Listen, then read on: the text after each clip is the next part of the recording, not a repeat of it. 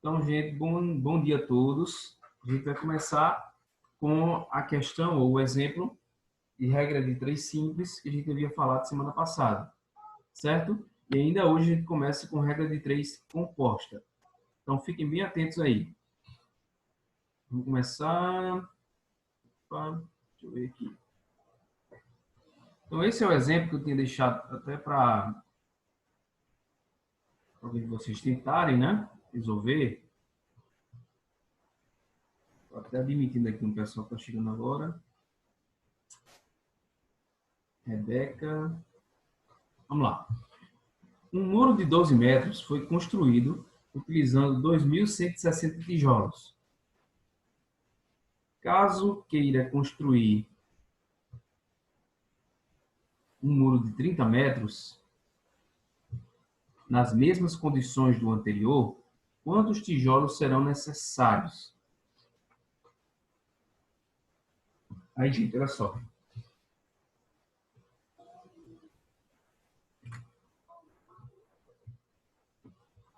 A gente tem aqui um envolvimento entre duas grandezas. O que eu falei para vocês? Vamos ter aqui a minha tela. Ok, vamos voltar para lá. O que eu disse a vocês? Quando a gente tem um envolvimento entre duas grandezas, é porque iremos tratar com uma regra de três simples. E é isso que difere a regra de três simples da composta.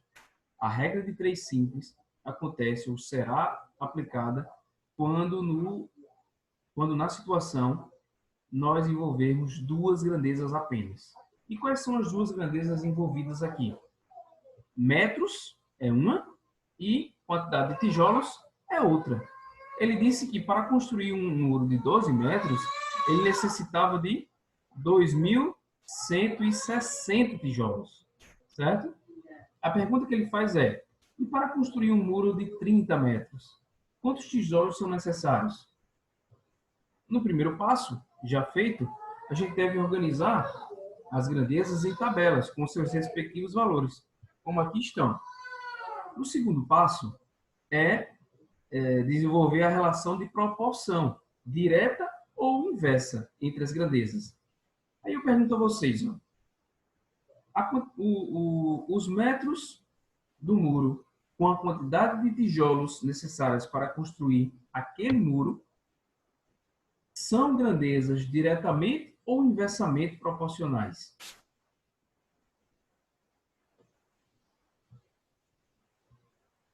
Metros e tijolos são grandezas diretamente ou inversamente proporcionais? Elas são diretamente proporcionais, né? O que são grandezas serem diretamente proporcionais? E quando uma cresce, a outra também deve crescer na mesma proporção, tá? Se uma duplica, a outra também deve duplicar. Se uma triplica, a outra deve triplicar. E assim vai.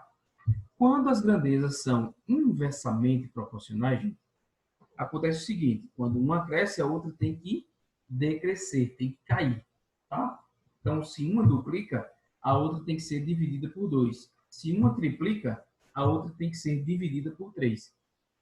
Porém, estamos tratando de duas grandezas aqui diretamente proporcionais. Óbvio que, se eu aumento o muro, se eu aumento os metros do muro, com certeza eu iria necessitar de uma quantidade maior de tijolos. Então, aumentei os metros, aumento os tijolos. O que é que a gente faz agora?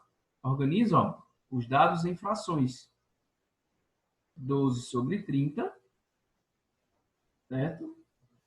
Deve ser igual a 2.160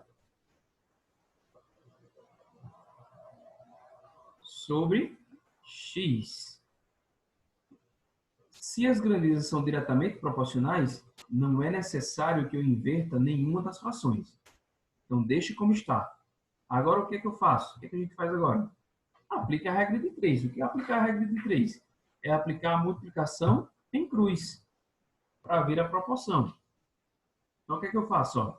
12 vezes x igual a 2.160 vezes 30. 12 vezes x é 12x. Então, 12x deve ser igual a 2.160, certo? Vezes 30. Professor, Oi. teria como se eu repetir esse negócio de diretamente e inversamente proporcional, porque em relação sempre quando a regra de 3 compostos vai ser diretamente proporcional, como é? Teria que me repetir? Então, essa relação de diretamente ou inversamente fica a critério de quem está resolvendo a situação. Compreender se as grandezas são diretamente ou inversamente proporcionais. Quando é que elas são diretamente? Isso aí a gente remete à lógica. Certo, Lívia? Por exemplo, para construir um muro de 12 metros, para construir um muro de 12 metros, eu necessitei de quantos tijolos? 2.160 tijolos, tá certo? Aí eu faço a pergunta para mim mesmo. Se o muro for de 30 metros, aumentei os metros do muro, eu irei aumentar ou diminuir a quantidade de tijolos para construir o muro?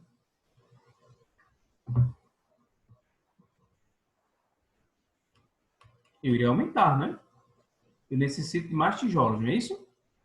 Se eu aumento os metros do muro, então eu necessito de mais tijolos para construir aquele muro. Então, o que acontece? Quando eu aumento os metros do muro, eu aumento a quantidade de tijolos para construir o muro. Então, são grandezas diretamente proporcionais. Se são grandezas diretamente proporcionais, as frações, 12 sobre 30 e 2.160 sobre x, elas continuam como estão.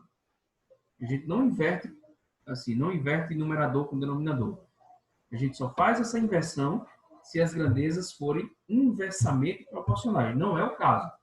Elas são diretamente proporcionais. Se eu aumento a quantidade dos metros do muro, eu tenho que aumentar a quantidade de tijolos para construir aquele muro. Então é isso. Determinar a relação de proporcionalidade direta ou inversa é de acordo com a lógica. Tá? O observador ou a pessoa que está resolvendo o problema, ela deve ter essa compreensão da situação. Tudo bem? Isso, claro, Tudo, depende. professor. Aí teria como se eu fazer um inversamente proporcional? Foi o que eu fiz semana passada, na aula. Certo. Certo. Mas o que eu vou fazer? Na regra de três composta, vai ter inversão. Aí você vai compreender. Eu vou continuar essa aqui, esse exemplo. Aí você vai ver que na regra de três compostas, eu vou até trabalhar com um exemplo onde há inversão de proporção. Vou só encerrar isso aqui, tá? Vocês assistem a aula depois. Então, 12 vezes x, 12x, igual a 2.160 vezes 30. Então, essa é a multiplicação em cruz. Então, vamos lá. Continuando. 12x será igual a 2.160 vezes 30. 2.160 vezes 30. 64.800. É uma equação, gente. 12x igual a 64.800. Como a gente já aprendeu, o que a gente deve fazer? Deixar a incógnita sozinho. Que é a incógnita? É o valor de x. Então, passa o 12, que está multiplicando o x, passa ele para o outro lado, ele vai passar dividindo, né? Então, x será igual a 64.800, certo? 64.800 dividido por 12. X será igual a 64.800 dividido por 12. Eu vou necessitar de 5.400 tijolos. Aí vejam, para um muro de 30 metros, eu vou necessitar de 5.400 tijolos. Apliquei a regra de 3, aplicando, no caso, a multiplicação em cruz. Tá? A multiplicação em cruz ela só deve ser aplicada quando nós tivermos duas frações separadas pela igualdade. Certo? Duas frações separadas pela igualdade. Aqui a gente encerra a análise de regra de 3 simples. Quando é que a regra de 3 é simples? Quando, na situação, forem envolvidas apenas duas grandezas. E no caso aqui foram duas grandezas, ó, metros e tijolos. Vamos lá. Vou encerrar aqui. Bem, a partir de agora, alguém falou até aqui no bate-papo. Ana Messi. Certo, Ana Messi. Então, a partir de agora, nós iremos adentrar na regra de 3 composta. Tá? Não vai mudar muita coisa. Porém, a diferença é que nós iremos trabalhar com mais de duas grandezas. Vamos lá.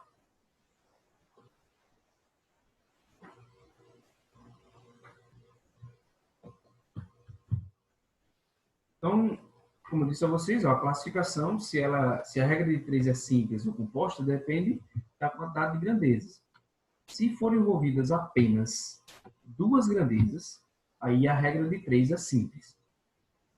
Aí essas grandezas podem ser diretamente proporcionais ou inversamente proporcionais. Tá? O que são grandezas? Só para a gente lembrar, gente. Grandezas é tudo que pode ser medido.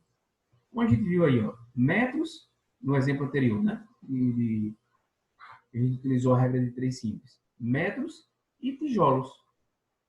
Metros podem ser medidos e tijolos também podem ser medidos a sua respectiva quantidade, né? Se na situação envolver mais de duas grandezas, aí a regra de 3 é composta. Só isso. Aí a regra de 3 é composta. É isso que diferencia, tá? Repete, professor, por favor. A regra de 3 é simples quando na situação forem envolvidas duas grandezas apenas. Que foi o caso, por exemplo, do exemplo anterior. Eu utilizei metros e tijolos.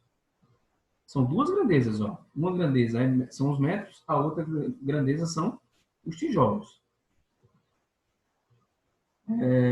Se forem envolvidas mais de duas grandezas na situação, eu dou um exemplo aqui. Eu estou numa situação que eu estou falando de distância, velocidade e tempo. Aí são três grandezas. Aí, com certeza, eu vou trabalhar com a regra de 3 composta. Certo? Aí, como resolver essa regra? Então, a regra de 3 composta, ela é mais de duas, né? Mais de duas grandezas.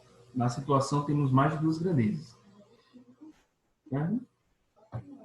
Para resolver a regra de 3 composta, primeiro, identificar o problema. Né? Encontre o problema. Encontrar o problema é encontrar aquilo que você quer resolver. Ah, professor, eu li o problema e o problema está pedindo para eu resolver isso. Para eu achar tal valor. Então, você já sabe o que você deve encontrar. Aí, vamos para a resolução. O primeiro passo da resolução da regra de 3 composta é esse aqui, gente. Ó. O que é isso? Organizar as grandezas em colunas, com os seus respectivos valores. Assim como a gente faz na regra de 3 simples. Certo? Aí não muda nada. Segundo passo, e importantíssimo. O que quer dizer essas setas, gente? O que quer dizer essas setas? Duas setas em mesmo sentido e duas setas em sentidos opostos. Essa aqui, nesse segundo passo, a gente deve estabelecer a relação de proporção entre as grandezas. Essas proporções ou serão direta ou serão inversa. Se as duas setas estiverem para cima, é porque as duas grandezas são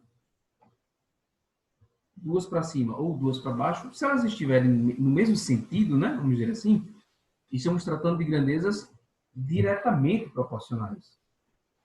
Porém, Se as duas setas estiverem em sentidos opostos, aí estaremos tratando de grandezas inversamente proporcionais. Tudo bem. Encontrou a relação de proporção? Vamos para o terceiro passo. No terceiro passo, a gente organiza os valores de cada grandeza em frações. Organiza em frações. Com um detalhe, e muito importante. A fração onde fica a incógnita, que é aquele valor que a gente quer encontrar, ela deve estar isolada de um lado da igualdade. Como vocês podem ver aí. Ela está sozinha. Olha a igualdade aqui, gente. Ó. Olha onde está a fração que irá nos remeter à incógnita. Ela vai estar isolada.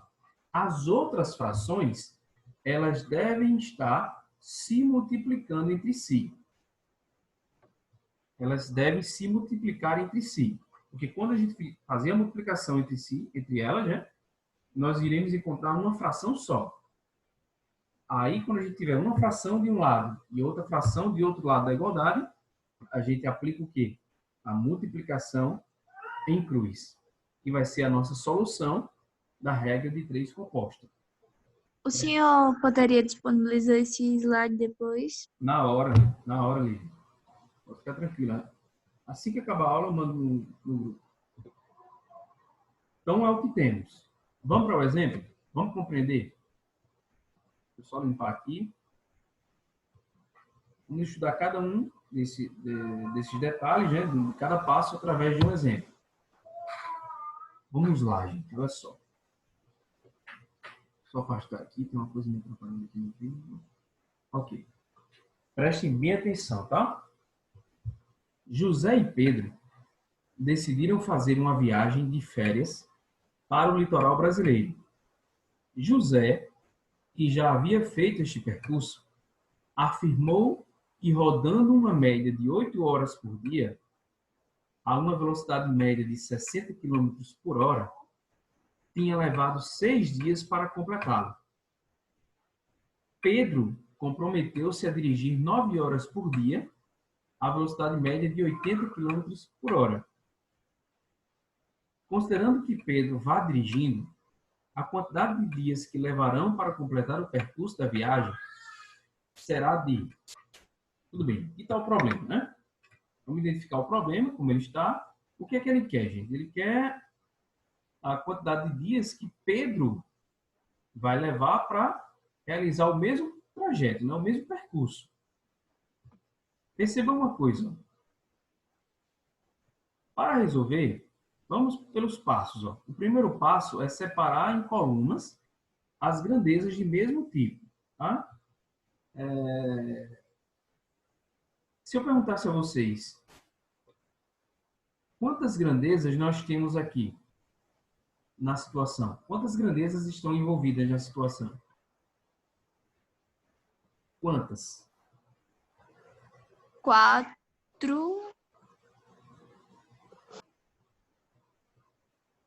Não, 4 não, né?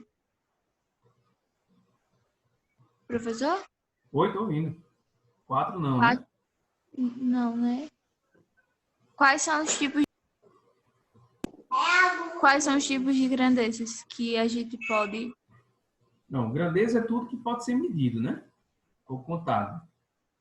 O que está sendo medido aqui? Primeira grandeza. Vou citar um exemplo. Vou citar a primeira grandeza. Horas por dia. Essa é a primeira grandeza. Alguém falou no bate-papo. Deixa eu ver aqui. Rebeca disse 3. Hora, velocidade e dias. Isso mesmo, Rebeca. São 3 grandezas. Ó. A primeira grandeza, horas por dia. A segunda grandeza, velocidade média. A terceira grandeza, dias. Isso são grandezas, gente. Grandeza é tudo que pode ser medido. Tá? O que é que a gente está medindo aqui? As horas por dia, a velocidade média e os dias. Certo? Esse é o primeiro passo. Organizar em colunas. Vamos organizar em colunas? Vamos lá. Como aqui estão. o que essas colunas informam para a gente? Ó, deixa eu fazer aqui a divisão. As três colunas das três grandezas, né? Horas por dia, velocidade e dias. José, esse aqui é o caso de José. Ó.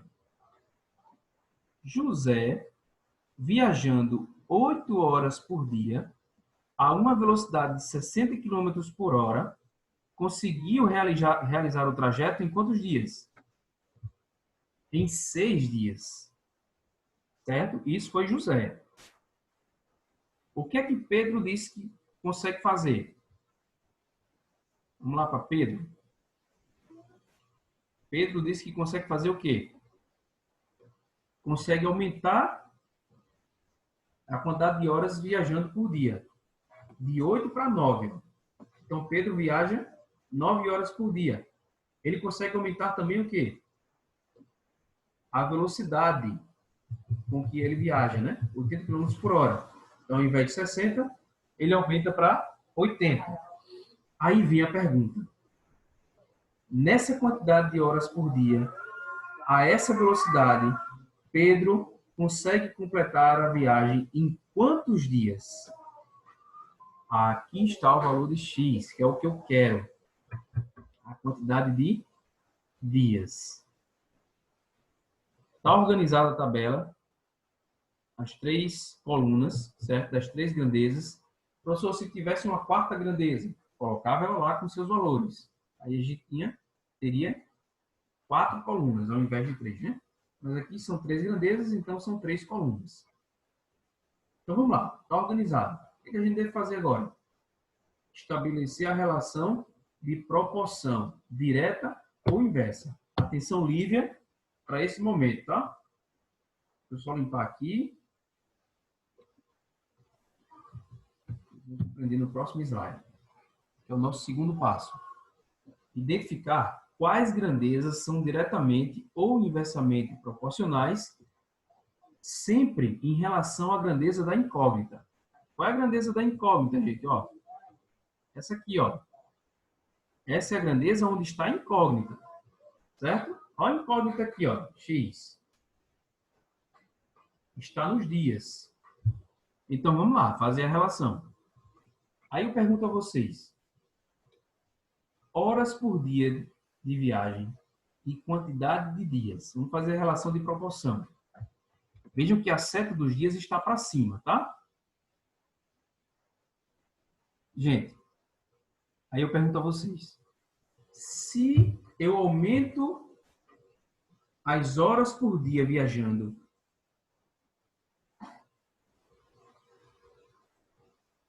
eu vou aumentar ou diminuir a quantidade de dias para realizar o trajeto? É aí que a gente define a relação de direta ou inversa. E aí, gente? Se eu passo mais horas viajando por dia, eu realizo o trajeto em mais dias ou menos dias? Menos dias. Em menos dias. Então, ó, horas por dia é inversamente proporcional à quantidade de dias. Se eu aumento as horas por dia, eu diminuo a quantidade de dias. Não é verdade? Então, a seta das horas por dia, ó, ela vai ficar como? Para baixo, em relação à dos dias. Tá bom? A dos dias está para cima, então as horas por dia tem que ficar para baixo. Certo? Compreenderam aí? Eu comparei horas por dia com dias, tá? Aí virou isso aqui, gente. Ó. Agora vamos comparar o quê? A velocidade com os dias. Lembrando sempre, eu devo comparar uma grandeza com aquela grandeza onde está a incógnita, tá? Então, eu comparei primeiro horas por dia com dias. Agora eu devo comparar o quê? A velocidade com os dias. Aí eu vou fazer a mesma pergunta. Se eu aumento a velocidade com que eu estou viajando, eu aumento ou diminuo a quantidade de dias para realizar o trajeto? Diminui. Diminui também, né? Então, se eu aumento a velocidade, eu diminuo os dias. Então, velocidade em comparação com dias são grandezas inversamente proporcionais. Então, a seta da velocidade, ó, também deve ir para baixo em comparação com a dos dias que está para cima, né? Certo? Então, tanto horas por dia quanto a velocidade são grandezas que são inversamente proporcionais à quantidade de dias. Não resolvi nada ainda. Estou só realizando a relação de proporção, direta ou inversa. Ok, Lívia? Compreendeu? Ok, professor, agora eu entendi já. Então, vamos continuar. Bem, chegamos aqui no terceiro passo. O terceiro passo, o que é que a gente deve fazer? Organizar em frações os valores de cada tabela, de cada coluna.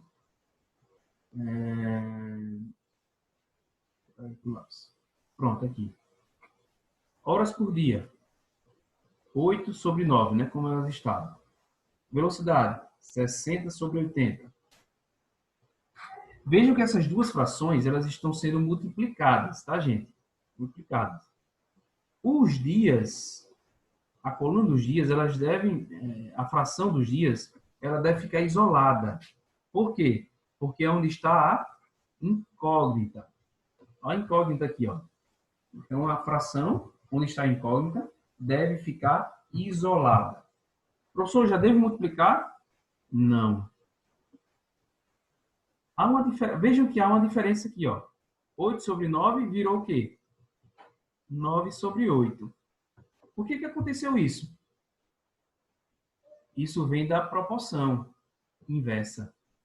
A gente viu que horas por dia e dias são grandezas inversamente proporcionais. Então, eu não devo deixar a fração das horas por dia como ela está. Eu devo inverter a fração. Então, eu só inverto por quê? Porque horas por dia é inversamente proporcional aos dias. Se ela fosse diretamente proporcional, eu deixava a fração do jeito que tá, né?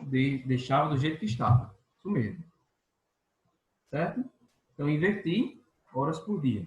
8 sobre 9 virou 9 sobre 8. E a fração da velocidade, ó. A gente viu que a velocidade também é inversamente proporcional à quantidade de dias. Então, também a fração da velocidade será invertida. Ao invés de 60 sobre 80, teremos 80 sobre 60. Agora sim, nós temos a relação correta. É essa aqui. Tudo bem? Vamos aplicar a regra? Quer dizer, vamos aplicar a multiplicação, né? Vamos lá.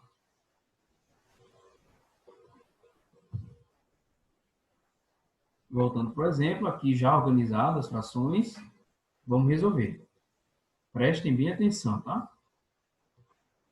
Então, gente, ó, desse lado eu tenho uma multiplicação entre frações. E do outro lado da igualdade, eu tenho a fração onde está a incógnita. Ela deve estar sempre sozinha. Gente, nunca invertam a fração da incógnita, tá? Nunca invertam. Então, vamos lá. 9 vezes 80 e 8 vezes 60. Ô, professor, Oi. a incógnita, acho que se pronuncia assim, é 6 sobre x, né? A incógnita é x. A fração onde está a incógnita é 6 sobre x. Então, sempre quando tiver o x nessa fração, a gente não pode inverter, Não pode nunca. certo? Certo? Só inverte aquelas frações que são inversamente proporcionais à fração onde está a incógnita. Então, vamos lá. Vamos resolver, né? Aqui é uma multiplicação entre frações. Na multiplicação entre frações, quando a gente está multiplicando frações, nós multiplicamos numerador pelo numerador e denominador pelo denominador. É assim que é, né? Antes disso, ó, dá para a gente simplificar essa fração. Essa segunda fração aqui, ó, 80 sobre 60. Vamos simplificar ela? a gente corta um zero de cima com um zero de baixo. Então, vamos ficar 9 sobre 8, certo? Vezes 8 sobre 6. Igual a 6 sobre x. Beleza? Só fiz simplificar essa fração aqui. Agora sim, ó, vamos multiplicar as frações. Vou fazer uma seta aqui para a gente continuar aqui. 9 vezes 8 é 72. Só. 9 vezes 8, 72. Embaixo, 8 vezes 6 é 48. Ok. Igual a 6 sobre x. Agora ficou legal. Porque agora a gente vai aplicar o quê? A multiplicação em cruz. Agora dá para aplicar a multiplicação em cruz, ó. Porque a gente tem duas frações separadas pela igualdade. Essa é a igualdade. Duas frações separadas pela igualdade. Vamos lá. Multiplicação em cruz. 72 vezes x igual a 48 vezes 6. 72 vezes x é 72x. Certo? Igual a 48 vezes 6. Repetindo aqui, 72x será igual a 48 vezes 6. 48 vezes 6. 288.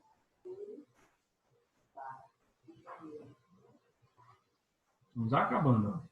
Vamos deixar esse x sozinho, que é o valor que a gente tem que encontrar, né?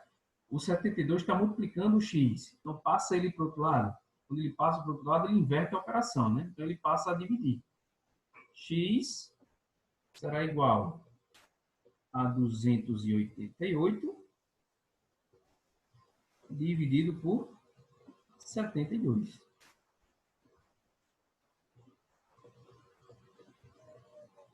X será igual a 288 dividido por 72.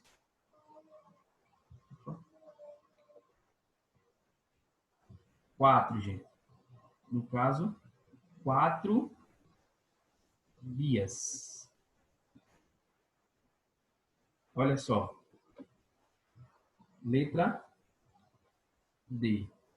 O que aconteceu? Pedro, ele conseguiu viajar mais horas durante o mesmo dia e conseguiu aumentar a velocidade com que ele viajava. Com isso, ao invés de durar 6 dias a viagem, irá passar a durar 4 dias a viagem. E diminui o tempo, né? Então é isso. Aplicamos a regra de 3 composta. Muita atenção, gente. Isso aí, muita atenção.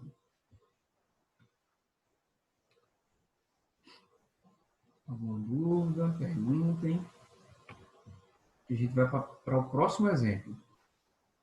Vou limpar aqui. E vamos lá.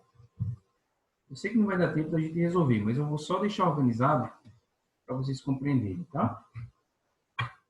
Prestem bem atenção. Vocês vão até tentar resolver em casa isso aí.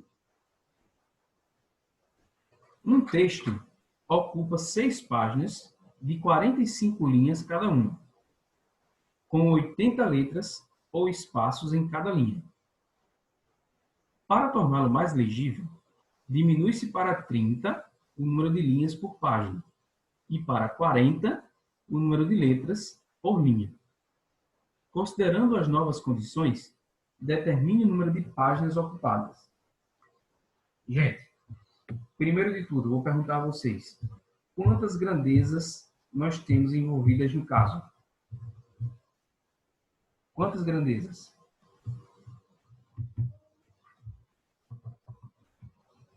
Pergunta simples. Quantas grandezas nós temos envolvidas no caso, na situação? 4. 4. Qual seria a primeira? Páginas. Certo? Páginas. A segunda? Linhas. Linhas. A terceira? Letras. Então são? 3. Então são 3, né? Páginas, linhas em cada página e letras em cada linha. Então são 3 grandezas. Vamos organizar essas grandezas em colunas, ó. Páginas, certo? Vou dividir aqui linhas em cada página.